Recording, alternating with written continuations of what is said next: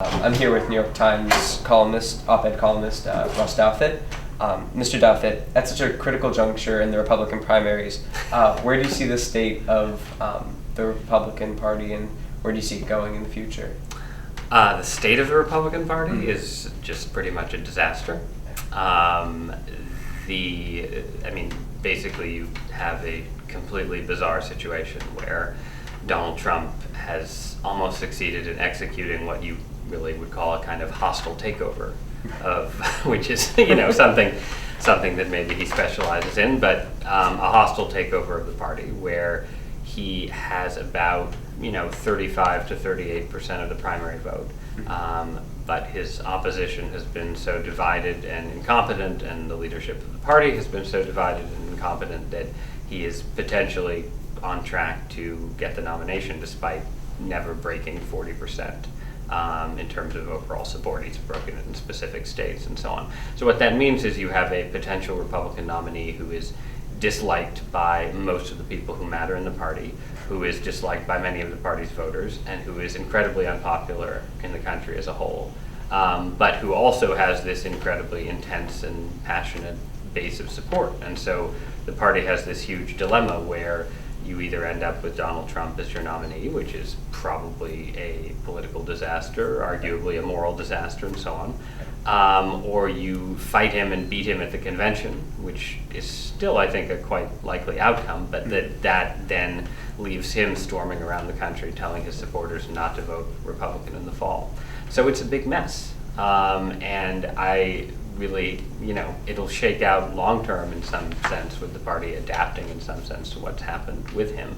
But in the short term, there aren't any good options for Republicans, basically. Right, especially with what you've been talking about, with his still getting most of the voter, being able to collect a lot of the delegates. And so from here, come November, do you think we'll see a Republican with a serious shot at becoming our president? And if not, or if so, where do you see the Republican Party going from there? It's less likely than you would have said 6 months ago, right? I think that going into this election, you would have said it was about a 50-50 election where, Hillary Clinton has various weaknesses, and it's hard to win 3 consecutive terms for your party, and the Republicans thought they had a good bench of candidates. But now, if it's Trump, everybody's underestimated Trump, so you have to say this was a grain of salt, but there's almost no way that he could conceivably beat Hillary Clinton.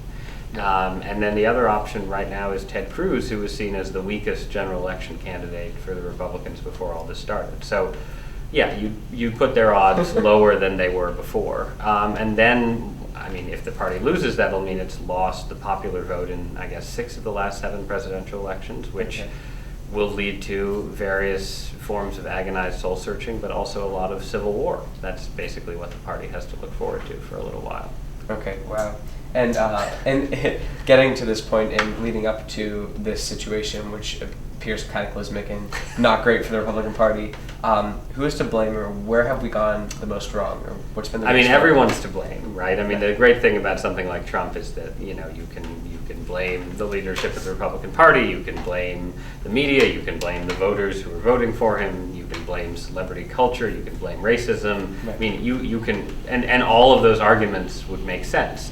The argument that I tend to make the most, because it's one I made before Trump came on the scene, is that the Republican Party has a specific problem where it doesn't have an economic agenda that a lot of its middle and working class supporters really like.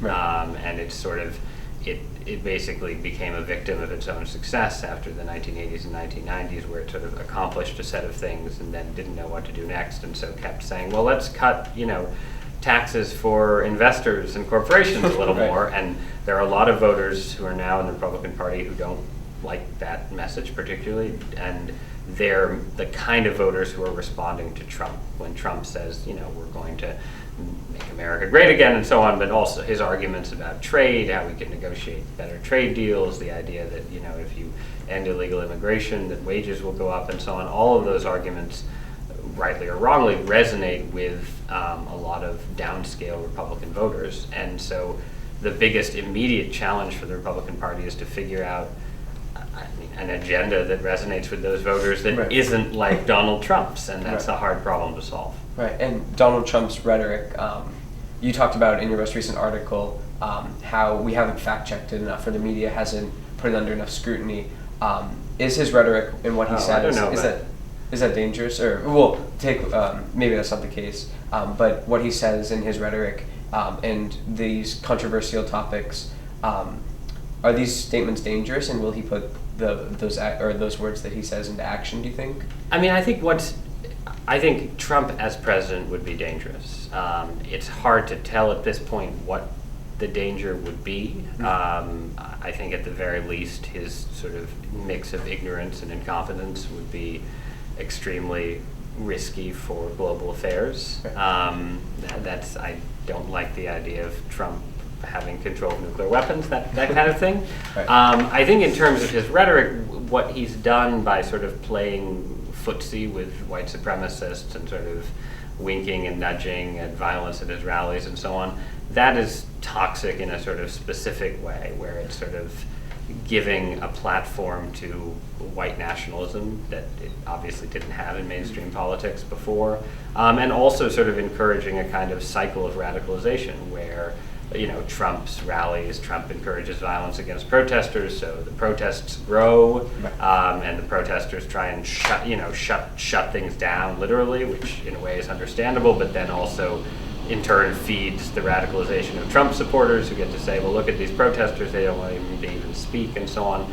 So that's, again, if Trump were president, I would expect that kind of radicalization to only increase on both the left and the right.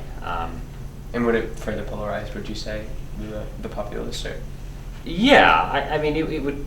The country is very polarized as it is. Polarization, I don't think, is the worry per se. It's more the acceptance of the acceptance of political violence as a possibility, which is something we haven't really had in this country since the 60s and 70s, since the end of sort of you had terrorism from white supremacists and a lot of left-wing terrorism in that era, and we've had a lot less of it since then, and that's been a good thing, and I think it would be good to keep it that way.